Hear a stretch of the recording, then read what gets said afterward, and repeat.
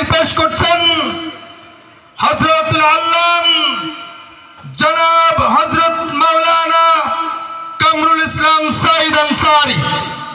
বয়ান পেশ করছেন ডক্টর আল্লামা কামরুল ইসলাম সাঈদ আনসারী পীরজাদা টাকারহাট। হযরতকে তার গুরুত্বপূর্ণ নসিহত পেশ করবার জন্য মাহফিল ইন্তেজামিয়া কমিটির পক্ষ থেকে সনির্বন্ধ অনুরোধ রাখছি। السلام عليكم ورحمة الله وبركاته. وعليكم السلام ورحمة الله وبركاته. سبحانك لا علم لنا إلا ما علمتنا إنك أنت العليم الحكيم. رب اشرح لي صدري ويسر لي أمري واحلل عقدة من لساني. رب زدني علما ويسر لا تعسر. الحمد لله رب العالمين والصلاة والسلام على رسوله الأمين وعلى آله وأصحابه أجمعين. أعوذ بالله من الشيطان الرجيم. بسم الله الرحمن الرحيم. الذين إن مكناهم في الأرض أقاموا الصلاة وآتوا الزكاة وأمروا بالمعروف ونهوا عن المنكر ولله عاقبة الأمور. آمنت بالله. وقال الله تعالى في شان حبيبه آمرا ومخبرا إن الله وملائكته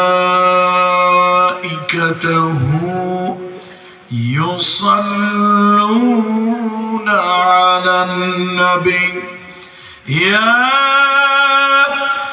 أيها الذين آمنوا صلوا عليه وسلموا تسليما.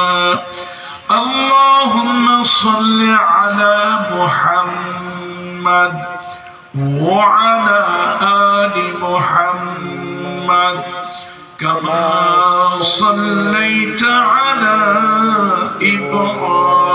إبراهيم وعلى آل إبراهيم إنك حميد مجيد. আসল রাসূলুল্লাহ শানে একটা কাসিদা, একটা কবিতা পাঠ করি। কবিতাটা রচনা করেছেন ভালোবাসার কবি, আধ্যাত্মিক কবি, মরমী কবি আল্লামা শেখ সাদী রহমতুল্লাহ আলাইহি। بلغ العلا بكماله كشف الدجى بجماله حسنت جميع خصاله صلوا عليه وآله. الحمد لله ثم الحمد لله وأما بعد. হিজলা সম্মিলিত যুব মাহফিল কমিটির উদ্যোগে আয়োজিত 3 দিন ব্যাপী 20তম বাৎসরিক ওয়াজ মাহফিল, এই আজিম ও শান ওয়াজ মাহফিলের সম্মানিত সভাপতি মহোদয় আলহাজ আশরাফুজ্জামান সাহেব হাফিজাহুল্লাহ, আল্লাহ তাআলা তার প্রতি রহম করুন, দীর্ঘ সুস্থ নেক হায়াত দান করুন।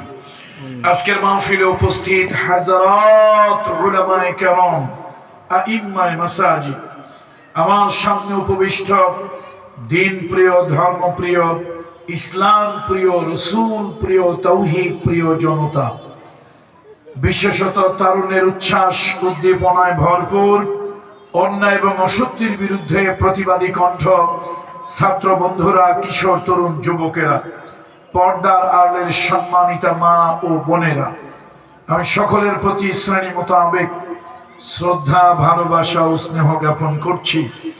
আসুন আমরা সবাই মিলে আল্লাহ তাআলার শুকরিয়া আদায় করি, পড়ি আলহামদুলিল্লাহ। আলহামদুলিল্লাহ। একটু রাস্তায়, নতুন রাস্তা, যার কারণে একটু বিলম্ব হয়েছে, না হলে একটু আগে এসেই হয়তো এসার পরে আমার বয়ানের কথা ছিল। আমার পরে বক্তব্য রাখবে আমার অত্যন্ত স্নেহের, আমার সন্তান তুল্য বিশিষ্ট আলেমে দ্বীন, সারা বাংলাদেশের বিভিন্ন জায়গায়, টেকনাফ থেকে তেতুলিয়া পর্যন্ত বিভিন্ন জায়গায় যিনি বক্তব্য রাখেন, আমার সন্তান তুল্য হযরত মাওলানা মুফতি তরিকুল ইসলাম আনসারী হাফিজাহুল্লাহ। আল্লাহ তাআলা তাকে আরো বেশি বলিষ্ঠতা দান করুন, বলি আল্লাহুম্মা আমিন। সম্মানিত উপস্থিতি, কালামুল্লাহ শরীফের সূরাতুল হজ, এই সূরার 41 নম্বর আয়াতে কারিমা আমি আপনাদের সামনে তেলাওয়াত করেছি। সূরাতুল হজ, আল কসদু ওয়াল ইরাদা, ইচ্ছা করা, সংকল্প করা, এটা হচ্ছে হজের লগবি মানা, শাব্দিক অর্থ। এই সূরাতুল হজের 41 নম্বর আয়াতে কারিমা আল্লাহ তাআলা ঘোষণা করছেন, কোন মুমিন, কোন মুসলমান, কোন ঈমানদারদেরকে আল্লাহ তাআলা যদি কোনো ভূখণ্ড, কোন ভৌগোলিক এলাকার মালিক যদি আল্লাহ তাআলা বানান, তাহলে তাদের উপরে চারখানা কাজ, চারটা দায়িত্ব, চারটা কর্তব্য, চারটা ডিউটি তাদের উপরে আল্লাহ তাআলা দিয়েছেন। আল্লাযীনা ইম্মাক্কান্নাহুম ফিল আরদ আকামুস সালাহ, নামাজ কায়েম করবে, ওয়া আতাউজ যাকাত, যাকাত আদায় করবে, ওয়া আমারু বিল মা'রুফ, সৎ কাজের আদেশ দেবে, ওয়া নাহাউ আনিল মুনকার, আর অন্যায় পাপের কাজ বাধা দেবে, ফিরিয়ে রাখবে, বিরত রাখবে। ওয়ালিল্লাহি আকিবাতুল উমুর, আর প্রত্যেক কর্মের প্রতিফল, প্রতিদান তো আল্লাহ তাআলার কাছেই। আসুন, আল্লাহ তাআলা মুমিনদেরকে আল্লাহ তাআলা বলেছেন যে মুমিনরা যদি কোনো ল্যান্ড, কোনো ভূমি, কোনো ভৌগোলিক এলাকার উপরে নিজের এস্টাবলিশড হয়, নিজেরা যদি তার উপরে কর্তৃত্ব পায়, অধিকার লাভ করে, চারখানা কাজ। সম্মানিত এলাকাবাসী, খুব গভীরভাবে মনোযোগ দিয়ে আল্লাহ তাআলার কথা শুনতে হবে। এখানে কিন্তু আল্লাহ তাআলা কোনো দল, কোনো গোষ্ঠী, কোনো সম্প্রদায়, এরকম কারো নাম নেয় নাই যে অমুক দলওয়ালারা এই কাজটা করবে, অমুক পার্টির লোকেরা এই কাজটা করবে। যারা আল্লাহ বিশ্বাসী, যারা পরকালে বিশ্বাসী, যারা আখিরাতে বিশ্বাসী, যারা জান্নাত জাহান্নামে বিশ্বাসী, যারা বিশ্বাস করে এই জীবন জীবন নয়, এই জীবনের পরে আরেকটা জীবন আছে, এই জীবনের হিসাব ওই জীবনে দেওয়া লাগবে, এই হিসাব, এই সেন্স, এই অনুভূতি যাদের আছে, আল্লাহ তাআলা তাদেরকে চারখানা কাজ দিয়েছেন। একটু দয়া করে আল্লাহর হস্তে অনুগ্রহ করে বলুন তো কয়টা কাজ? চারটা কাজ, চারখানা কাজ তারা করবে।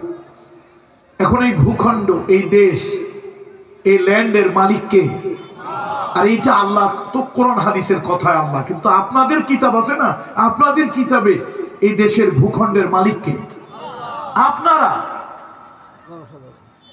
আপনারা জনসাধারণ। আব্রাহাম লিঙ্কনের ভাষায় প্রজাতন্ত্রের মালিক তো জনগণ। আমি ঢাকা বিশ্ববিদ্যালয় প্রাচ্যের অক্সফোর্ড, ঢাকা বিশ্ববিদ্যালয়ে কিছুদিনের জন্য হলো রাষ্ট্রবিজ্ঞান, পলিটিক্যাল সায়েন্সের ছাত্র ছিলাম। সুতরাং আমি আপনাদের ভাষার, আপনাদের কিতাব থেকে ফতোয়া দিচ্ছি। কোরআন হাদিসের কথা বলতে আসছি, কিন্তু ফতোয়াটা দিচ্ছি আপনাদের কিতাব থেকে। আপনাদের কিতাবের ফতোয়া হলো রাষ্ট্রের মালিক কারা? জনগণ। এখন আল্লাহ তাআলার কোরআনের কথার সাথে এখানে মিলে গেল, যদি তোমরা কোনো ভূখণ্ড, ভৌগোলিক এলাকা, কোন অঞ্চল, কোন রাষ্ট্র, কোন দেশের মালিক যদি আমি আল্লাহ তাআলা তোমাদেরকে বানিয়ে দেই, তাহলে ওই দেশে, ওই ভূখণ্ডে, ওই ভৌগোলিক এলাকায়, ওই ল্যান্ডে তোমরা চারখানা কাজ করবে। একটু মুরব্বী বাবাজিরা জবানটা ছেড়ে দিয়ে বলেন না, কয়টা কাজ? চারটা কাজ। আল্লাহ তাআলা বলেন, আল্লাযীনা ইম্মাক্কান্নাহুম ফিল আরদ, আমি যদি মালিকানা দেই, আমি আল্লাহ তাআলা যদি কোনো মানুষদেরকে কোনো ভৌগোলিক এলাকা, কোন দেশ, কোন ভূখণ্ডের মালিকানা যদি আমি আল্লাহ তাআলা দেই, তারা প্রথম হলো আকামুস সালাত, নামাজ তারা কায়েম করবে, নামাজ প্রতিষ্ঠা করবে। নামাজ পড়বে কথা বলে নাই, প্রতিষ্ঠা করবে, নিজে নামাজ পড়বে, পরিবার পরিজনকে নামাজের জন্য তাকিদ দেবে, তাদেরকে পড়ানোর জন্য সচেষ্ট হবে। রাষ্ট্রের সকল জায়গায় যারা মুসলমান, মুসলিম, তারা নামাজ পড়বে। নামাজটা বাধ্যতামূলক, ম্যান্ডেটরি। তবে কথা হলো, ওই ভূখণ্ডে যদি কোনো অমুসলিম ভাই বোনেরা থাকেন, অমুসলিম বলতে আমরা বুঝি হিন্দু সম্প্রদায়ের ভাই বোন আছে, খ্রিস্টান বৌদ্ধ সম্প্রদায়ের ভাই বোন আছে, কোন মাইনরিটি, কোন সংখ্যালঘু সম্প্রদায়ের, ধর্মীয় সম্প্রদায়ের ভাই বোনেরা থাকতে পারে। ইসলাম তাদেরকেও কি জবরদস্তি করে নামাজ পড়াতে বলেছে? না। আল্লাহ তাআলা স্পষ্ট করে জানিয়ে দিয়েছেন, দিনের মধ্যে কোনো বাড়াবাড়ি নাই, লা ইকরাহা ফিদ্দিন, দিনের মধ্যে কোনো জবরদস্তি নাই। ইসলাম কারো বুকে পাড়া দিয়ে, কারো বুকের উপরে অস্ত্র ঠেকাইয়া তাকে ধর্মান্তরিত করো, অন্যের ইবাদত করতে বাধ্য করো, এই চিন্তা, এই কথা ইসলাম কখনো বলেনি। শুধু তাই নয়, নবী মুহাম্মদ রাসূলুল্লাহ সাল্লাল্লাহু আলাইহি ওয়াসাল্লাম, আল্লাহ রাসূল যখন তাওহীদের দাওয়াত, আল্লাহর দাওয়াত, কালেমার দাওয়াত, আল্লাহর সার্বভৌমত্বের দাওয়াত যখন দিচ্ছিলেন, তখন মক্কার কাফেররা মুহাম্মদ রাসূলুল্লাহকে প্রস্তাব দিল, ও মুহাম্মদ, তোমার ধর্মের কিছু, আমাদের ধর্মের কিছু, এটা আমরা একটা মিলাইয়া একসাথে আন্তঃধর্ম পরিচালনা করি। বিশ্বনবী দেখলেন না, তার ধর্মে যেটা বৈধ, আমার ধর্মে সেটা অবৈধ। আমার ধর্মে যেটা সওয়াবের কাজ, তার কাছে সেটা পাপের কাজ। তার কাছে যেটা সওয়াবের কাজ, আমার কাছে ওইটা গুনার কাজ। এই জন্য বিশ্বনবী বললেন, মানবতার শিক্ষক মুহাম্মদ রাসূলুল্লাহ বললেন, না, আল্লাহ আমাকে জানিয়ে দিয়েছেন, লাকুম দীনুকুম ওয়ালিয়াদিন, তোমার ধর্ম তোমার কাছে থাক, আমারটা আমার কাছে থাক। তোমার ধর্ম তোমার কাছে, কি বলেন, আমার ধর্ম আমার কাছে। সুতরাং অমুসলিম ভাই বোন আমাদের বাংলাদেশে আছে না? কথা কয় না, আছে না? এরকম আরো তো দেশে থাকতে পারে। এখানকার মেজরিটি পার্সেন্ট, আমাদের যে পপুলেশন বাংলাদেশে, মোস্ট অফ দেম, তাদের অধিকাংশ হচ্ছে মুসলিম। আর আল্লাহ তাআলা বলছেন, আমি মুসলমানদেরকে যদি কোনো ভূখণ্ড দেই, কোনো ভৌগোলিক এলাকার মালিক বানাই, তাহলে তারা নামাজ কায়েম করবে, বাধ্যতামূলক। তবে অমুসলিম যারা থাকবে, ইসলাম কি সৌন্দর্য দেখেন। আল্লাহ তাআলা কালামুল্লাহ শরীফের ভিতরে বলেছেন, কোন অমুসলিমের দেব দেবী নিয়ে তোমরা কথা বলো না। রাসূলুল্লাহ বলেছেন, কারো উপাসনালয়, কারো দেব দেবীকে গালি দিও না। ইয়া রাসূলুল্লাহ, কেন দেব না? বলে, তুমি যদি তার দেব দেবীকে গালি দাও, তারা তোমার আল্লাহ রাসূল নিয়ে কথা বলবে। সুতরাং তার ধর্ম তার কাছে থাক, আমার ইসলাম, আমার দ্বীন, আমার আদর্শ আমার কাছে। তাহলে কালামুল্লাহ শরীফ, কোরআনুল কারীমে সূরাতুল হজ কত নম্বর আয়াত? একটু বলেন না, কত নম্বর আয়াত? আপনারা কি অন্যমনস্ক? কোরআনের কথা সারা জীবন শুধু সুবহানাল্লাহর ফজিলত, কদু খাওয়ার ফজিলত, জিলাপি খাওয়ার ফজিলত সারা জীবন শুনলেন। এই কারণে কোরআনে যে রাষ্ট্র, ব্যক্তি, পরিবার, সমাজ চালনার কথা আছে, অনেক মুসলমান জানেও না। মুসলমান, তোমার রব তোমার উপরে বিধান দিয়েছে, প্রথম হলো নামাজ কায়েম করবে। প্রধানমন্ত্রী নামাজ পড়বে, তার মন্ত্রী পরিষদের লোকেরা তার অধীনে নামাজ পড়বে, প্রেসিডেন্ট নামাজ পড়বে, রাষ্ট্রের যত এমপ্লয়ি আছে সবাই তার পিছনে নামাজ পড়বে। সেক্রেটারিয়েটে সচিব মহোদয় নামাজ আদায় করবেন, তার সেক্রেটারিয়েটে অধীনস্থ অফিসারেরা নামাজের সময় আযান দিয়ে বাজামাত নামাজ আদায় করবে। কলেজের অধ্যক্ষ মহোদয় নামাজ আদায় করবেন, তার অধীনস্থ প্রফেসর যারা আছে, তার অধীনস্থ অধ্যাপক অধ্যাপিকা যারা আছে, ছাত্রছাত্রীরা নামাজ আদায় করবে। ডিসি সাহেব সালাত নামাজ আদায় করবেন, তার কালেক্টরিয়েট অফিসে, তার ডিসি অফিসের যত কর্মকর্তা আছে সকলে নামাজ পড়বে। শুধু বাধ্যতা করা হবে না, জবরদস্তি করা হবে না, তাদের কাউকে গালি দেওয়া হবে না, শাস্তি দেওয়া হবে না। কাকে? অমুসলিম ভাই বোনদেরকে। কেন? সে দেশের নাগরিক, রাষ্ট্রের চাকরি করার অধিকার তার আছে, সে দেশের নাগরিক হিসেবে তার ধর্মীয় অধিকার আছে, তার ধর্ম সে স্বাধীনভাবে পালন করবে, তার নাগরিক অধিকার স্বাধীনভাবে সে ভোগ করবে। কিন্তু মুসলমানের জন্য আল্লাহ তাআলা বলে দিলেন নামাজ হলো বাধ্যতামূলক। কিন্তু আপনার আমার কপাল এত খারাপ, আমরা এমন নেতাদেরকে আমার জাতির নেতা বানাই, মন্ত্রী বানাই। সোশ্যাল মিডিয়াতে একটা ভিডিও দেখলাম, এক মন্ত্রী টেলিভিশনে একটা মতামত দিচ্ছেন, সেখানে সে বলতেছে আগামীকালকে ঈদুল আজহার জানাজার নামাজ অনুষ্ঠিত হবে। আগামীকালকে কি হবে? ঈদুল আজহার জানাজার নামাজ। চিন্তা করছেন কেমন জাতের মন্ত্রী? মুসলমানের দেশ, আপনারা বলেন 92% মুসলমান, 92% মুসলমানের দেশ হলে মন্ত্রী নামাজি কেন হবে না? সমাজের সব লোক টপ টু বটম সবাই নামাজি হতে হবে। এটা কামরুল ইসলাম সাইদের ফতোয়া নয়, এটা ফতোয়া আল্লাহ তাআলার ফতোয়া। ঠিক। শুধু এক্সকিউজ হবে, জবরদস্তি করা হবে না, ধর্মান্তরিত করা হবে না, কোন প্রকারের রাষ্ট্র বল প্রয়োগ করা হবে না। কাদের উপরে?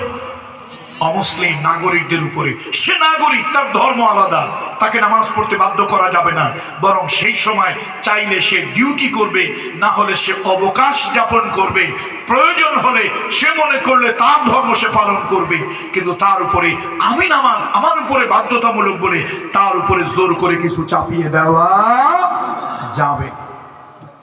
বন্ধুরা আমার, মরহুম শহীদ আল্লামা দেলোয়ার হোসেন সাইদি সাহেব, সম্ভবত আমরা ক্লাস 3-4 পড়ি, তখন একটা ওয়াজ করছিল, মনে আছে ছোটবেলার কথা। তো এক নেতা তো বামপন্থী নেতা, বাম বোঝেননি, কয় যা দেখি না তা বিশ্বাস করি না, আনসিন ইজ নাথিং, আল্লাহ দেখি না আল্লাহ বিশ্বাস করি না, জান্নাত দেখি না জান্নাত বিশ্বাস করি না, জাহান্নাম দেখি না জাহান্নাম বিশ্বাস করি না, পরকাল কেউ পাইছে আমাদের কাছে এসে বলে নাই, এই জন্য এটা বিশ্বাস করি না। দেখছেন কেমন পাগলের মাথা খারাপ হয়েছে? পাগলের কি হয়েছে? মাথা খারাপ হয়েছে। যা দেখি না তা বিশ্বাস করি না। আপনারা কি এই কথার সাথে একমত? শীত কারা কারা দেখেন বলেন তো? শীত দেখেন? বিশ্বাস করেন কি করেন না? করি। টয়লেটের দুর্গন্ধ দেখা যায়, বিশ্বাস করেন না করেন না? ফুলের সুঘ্রাণ কোনদিন দেখছেন? তো বিশ্বাস করেন কি করেন না? পেটের ব্যথা, প্রচন্ড পেটে ব্যথা, কে কে দেখেছেন পেটের ব্যথা? দেখেন নাই, কিন্তু বিশ্বাস করেন। এগুলো আস্ত রামসাগর।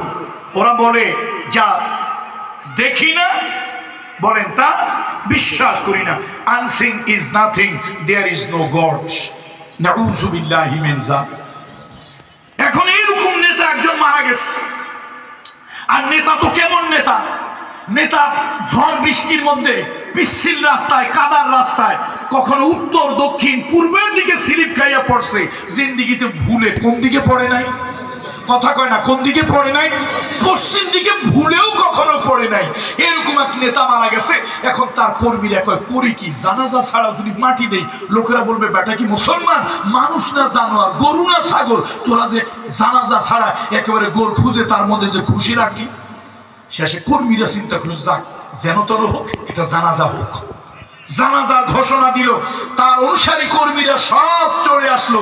কেউ দোকানের টুপি, কেউ হাওলাত করা টুপি, কেউ ধার করা টুপি সব নিয়ে আসছে। জানাজায় যে দাঁড়াইছে এক কর্মী আরেকজনে কয় বেটা তুই উজু করলি কখন? কয় না নেতার জিন্দেগিতে ওযু করতে দেখছিস?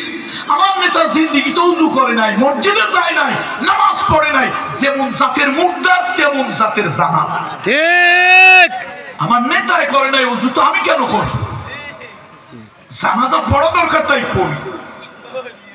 হায় রে মুসলমান, এই জন্য আসুন কথা বোঝার, কথা আমার না, কথা আল্লাহ। আল্লাযীনা ইম্মাক্কান্নাহুম ফিল আরদ, আল্লাহ তাআলা বলেন, আমি যদি কোনো এলাকা, আমি যদি কোনো দেশ, আমি যদি কোনো ভূখণ্ড, আমি যদি কোনো ল্যান্ডে কোনো মুসলমানদেরকে এস্টাবলিশ করি, আমি যদি ওখানকার মালিক বানাই, চারখানা কাজ তারা করবে। প্রথম কাজ হলো নামাজ কায়েম করা। নামাজ হলো সব থেকে বড় ইবাদত। ও আমার মুরব্বী বাবাজিরা, ও পর্দার মায়েরা, বোনেরা, মাগো, কিয়ামতের ময়দানে সর্বপ্রথম আল্লাহ তাআলা যে আমলের হিসাব নেবেন, যে আমলের হিসাব কিয়ামতের ময়দানে সর্বপ্রথম শুরু হবে, তার নাম হলো নামাজ।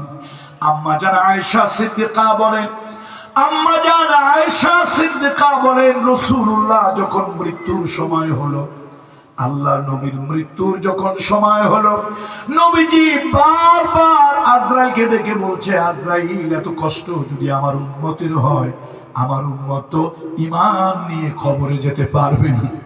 ও আজরাইল, আমার উম্মতের কষ্টটা, রূহ কবজের কষ্টটা আমার বুক থেকে আদায় করে নাও। তারপরেও আমার রুহানি সন্তান তুল্য উম্মতকে কষ্ট দিও না।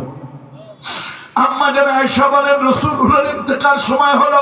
ও আলেমরা, উলামায়ে কেরামদেরকে শ্রদ্ধা নিয়ে বলি, আল্লাহর কসম, এটা আমার নিজের কথা নয়, আম্মা জান আয়েশা সিদ্দিকার কথা। নবীজির মৃত্যুর কষ্ট যখন শুরু হলো, আম্মা জান আয়েশা সিদ্দিকা বলেন, এক পেয়ালা পানি নবীজির মাথার কাছে আমি রাখলাম। ইনদাহু কাদহুন فيه ماء ويدخل يداه في الماء ويمسه وجهه بالماء وقال اللهم أعني على سكرة الموت। রহমতের নবীর মৃত্যুর কষ্ট যখন শুরু হলো, হুজুরের চেহারা মোবারক মলিন হয়ে গেল। আম্মা জান আয়েশা সিদ্দিকা বলেন, আমি এক বাটি, এক পেয়ালা ঠান্ডা পানি রাসূলুল্লাহর শিয়রের কাছে, মাথার কাছে রাখলাম। হাবিবে কিবরিয়া রহমতের নবী ওই হাতখানা ঠান্ডা পানির ভিতরে ঢুকায় দেয়, হাতটা ঠান্ডা হয়ে যায়, ভিজে যায়। ভিজে হাতখানা রাসূলুল্লাহ তার চেহারার উপরে মাসে করেন।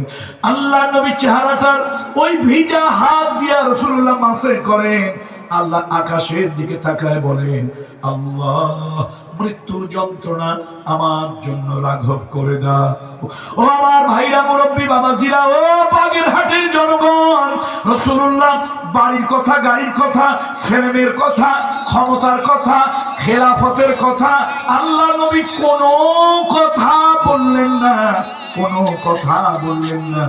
রাসূলুল্লাহ শুধু দুইটা কথা বলে দুনিয়া থেকে বিদায় হয়ে গেলেন। আমার রহমতের নবী, ভালোবাসার নবী, করুণার নবী মুহাম্মদুর রাসূলুল্লাহ, মানবতার বন্ধু নবী, ইন্তেকালের সময় মাত্র দুইটা কথা বললেন আর দুনিয়া থেকে বিদায় হয়ে গেলেন।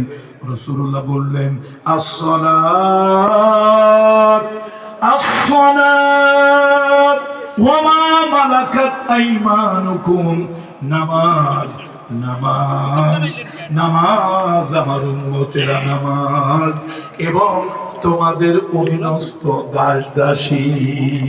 দুইটা জিনিসের কথা রাসূলুল্লাহ বললেন। প্রথম বললেন নামাজ। বলুন তো প্রথম কি বললেন? রাসূলুল্লাহ প্রথম কি বললেন?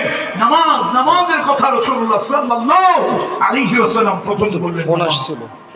এরপরে আল্লাহর নবী নামাজের পরে বললেন, ওয়ামা মালাকাত আইমানুকুম, তোমাদের অধীনস্থ যারা আছে, অর্থাৎ তোমাদের অধীনস্থ চাকর চাকরানী, দাস দাসী, খবরদার, এমপ্লয়ি, তোমাদের অধীনস্থ কর্মচারী, খবরদার তাদের সাথে দুর্ব্যবহার করিও না, তাদের অধিকার ক্ষুণ্ণ করিও না। এই দুইটা কথা, একটা হলো আল্লাহর হক আর একটা হলো বান্দার হক।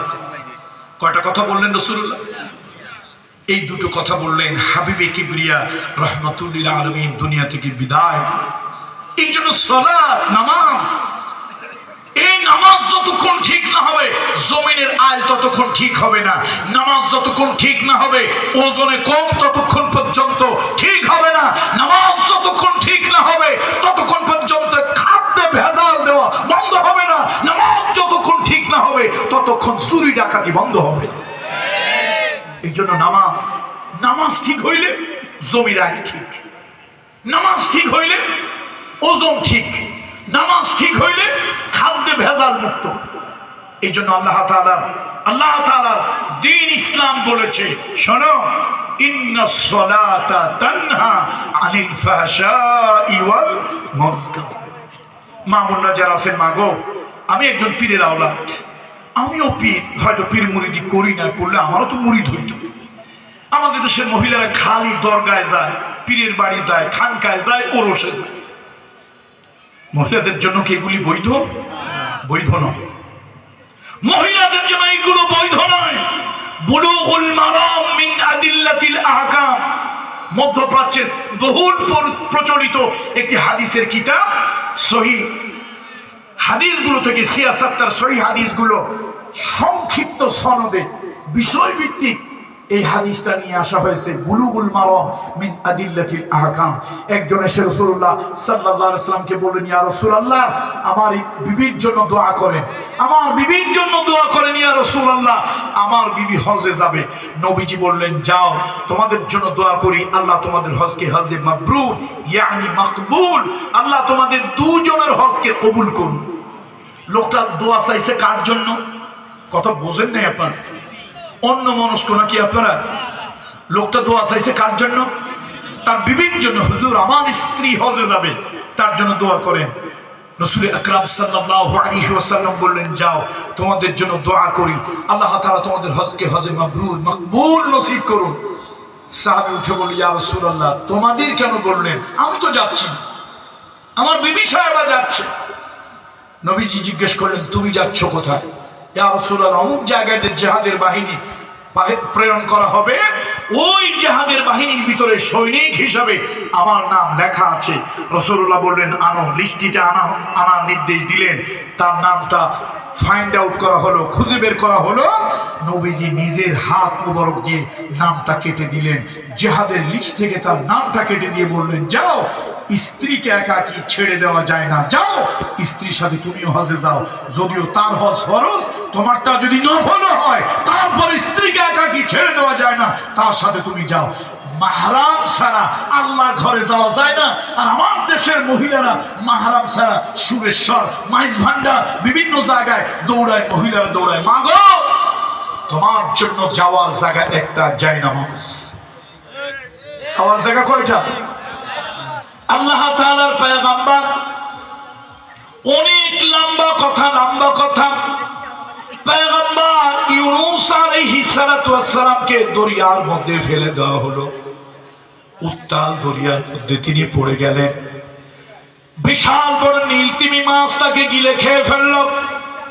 ওয়াজান্নুন ইয যাহাবা মুগাদিবান ফাযান্না আল্লান নাকদিরা আলাইহি ফানাদাহু ফিজ যুলুমাতি আল্লা ইলাহা ইল্লা আনতা সুবহানাকা ইন্নী কুনতু মিনাজ জালিমিন। ইউনূস আলাইহিস সালামকে মাছে গিলে খেয়ে ফেলল। লম্বা কথা, এটা জুমলায়ে মুতারেজা, আমার এই আয়াতের এটা অংশ না।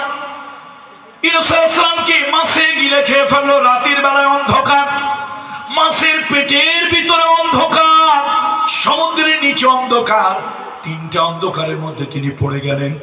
ইউনূস আলাইহিস সালাম গভীর সমুদ্রের নিচে মাছের পেটে তিনি বেহুশ হয়ে পড়ে আছেন। তার কানের ভিতরে আওয়াজ গেল, সমুদ্রের নিচের শ্যাওলা শেওবালগুলি, ঝিনুক শামুকগুলি, সমুদ্রের নিচে নুড়ি কুড়ি পাথরগুলি আল্লাহ নামের তাসবিহ পড়ে ইউসাব্বিহু লিল্লাহি মা ফিস সামাওয়াতি ওয়া মা ফিল আরদ। আকাশ এবং জমিনের মাঝখানে যা কিছু আছে সবাই যেন আল্লাহ নামের তাসবিহ পড়ে, আল্লাহ নামের জিকির করে। ওই যে কোকিল কুহু কুহু কুহু বলে ডাকে, তুমি শোনো কুহু কুহু, আসলে কোকিল বলে আল্লাহু আল্লাহু আল্লাহু আল্লাহু আল্লাহু আল্লাহু ওয়ালাকিন লা তাফকাহুনা তাসবিহাহুম। তোমরা তোমাদের নিজের ভাষায় শোনো, এই জন্য মোরগের ডাক শোনো না, বৃষ্টির শব্দ বোঝো না, পাখির আওয়াজ বোঝো না, সকলেই আল্লাহ তাআলার তাসবিহ পড়ে। ইউনূস আলাইহিস সালাম মাছের পেটের ভিতরে বুঝলেন আমাকে কেউ উদ্ধার করতে পারবে না, কেউ বাঁচাতে পারবে না। কোনো সায়েন্টিফিক ইকুইপমেন্ট, কোনো বৈজ্ঞানিক যন্ত্র মাছের পেট থেকে আমাকে জিন্দা বের করে নিতে পারবে না। এবার ইউনূস আলাইহিস সালাম ওই জায়গায় আল্লাহ নামের তাসবিহ শুরু করলেন, দোয়া পড়তে লাগলেন, লা ইলাহা ইল্লা আনতা সুবহানাকা ইন্নী কুনতু মিনাজ জালিমিন। ইউনূস আলাইহিস সালামের ডাক আরশ আজিম থেকে আল্লাহ তাআলা শুনলেন, আল্লাহ জানিয়ে দিলেন, ফাস্তাজাবনা লাহু ওয়া নাজ্জাইনাহু মিনাল গাম্মি ওয়া কাযালিকা নুনজিল মুমিনিন। কি নাজিল মুমিনিন না নুনজিল মুমিনিন? নাজিল। আল্লাহ তাআলা ও পর্দাদের মহিলারা মাগো, ওয়াদাল্লাহি হক, আল্লাহর ওয়াদা হলো সত্য। আল্লাহ তাআলা বলেছেন ইউনূসকে আমি মাছের পেট থেকে যেরকম বিপদে আমারে ডাকছিল, আমি মাছের পেট থেকে তাকে উদ্ধার করলাম, বাঁচায় দিলাম। মাছের পেটে প্রচন্ড ব্যথা দিয়ে দিলাম, মাছ আদার খাওয়ার পরে অস্থির হয়ে গেল, আর টিকতে পারে না, সমুদ্র দিয়ে শুধু দৌড়ায়। এরপরে সমুদ্রের বালু চড়ায় উঠে গেল, বমি করলো। সেই বমির ভিতরে ইউনূস আলাইহিস সালামকে মাছ ফেলে দিল, আল্লাহ তাকে বাঁচালেন কুদরত দিয়ে। লম্বা কথা, সুতরাং যে আল্লাহ তাআলা ইউনূস আলাইহিস সালামকে মাছের পেট থেকে উদ্ধার করেছেন, ওই আল্লাহ ওয়াদা করেছেন তার বান্দা বান্দি বিপদে আপদে পড়ে যদি আল্লাহকে আল্লাহ আল্লাহ আল্লাহ আল্লাহ বলে যদি ডাকে, আল্লাহ তাআলা ওই ডাকে সাড়া দিয়ে দেয়। আল্লাহ। ইমাম গাজ্জালী রাহমাতুল্লাহ আলাইহি লেখেন 40 জন বুড়ো মানুষ এক জায়গায় যদি একত্রিত হয়ে আল্লাহ আল্লাহ বলে যদি ডাকে, ওই ডাকের সাড়া আল্লাহ তাআলা যতক্ষণে দেন।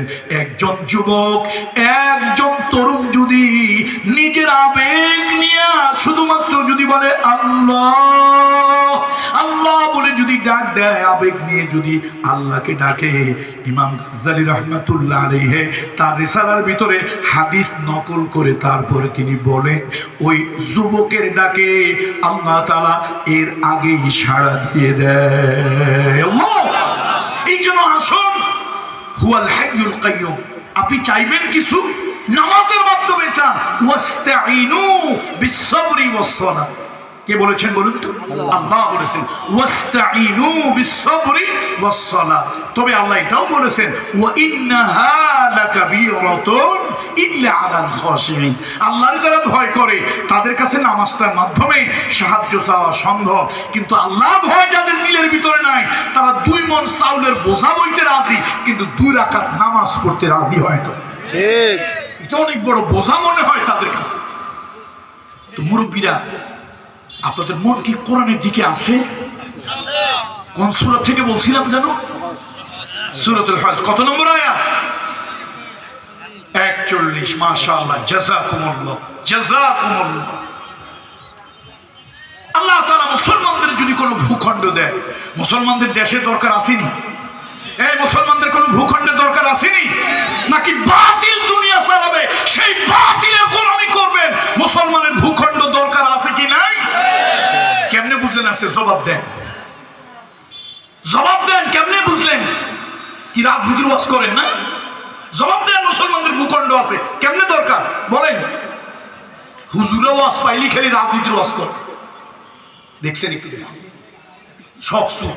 আর যদি একটা অস্ত্র মেশিন দেখাইতাম, আপনার তো উঠে হাইটে যাইতেন। আর আমি যেরকম দাবড়ি দিছি ওরকম আমার একটা দাবি দেন না। আমাকে বলেন, কোরআনুল কারীমের ভিতরে আছে সূরা বনী ইসরাঈল। কোন সূরা? 17 নম্বর সূরা। সূরার নাম কি? বনী ইসরাঈল। বনী ইসরাঈল, 80 নম্বর আয়াত। আল্লাহ নবী মক্কায় নির্যাতিত, আল্লাহ নবী মক্কায় নির্যাতিত, নিগৃহীত। রাসূল আকরাম সাল্লাল্লাহু আলাইহি ওয়াসাল্লাম কাবার চত্বরে নামাজ আদায় করতেছেন। ওই জালিমেরা রাসূলের মাথার উপরে, ঘাড়ের উপরে উটের নারী ভুঁড়ি চাপায় দিয়েছে। আল্লাহ নবী সহ্য করতে পারছেন না, নিঃশ্বাস বন্ধ হয়ে রাসূলুল্লাহ মৃত্যুর কারিবুল মাউত, মৃত্যুর কাছাকাছি চলে গেছে। নবীজি নামাজ পড়তে পারে না, কোরআন তেলাওয়াত বন্ধ। 144 ধারা জারি হয়েছে। যদিও সেটা একটা নগর কেন্দ্রিক রাষ্ট্র। ঢাকা বিশ্ববিদ্যালয়, আগেই বলেছি আমি যে কিছুদিন হলো রাষ্ট্রবিজ্ঞানের ছাত্র ছিলাম। এটা আমার কোনো নিজের বক্তব্য নয়।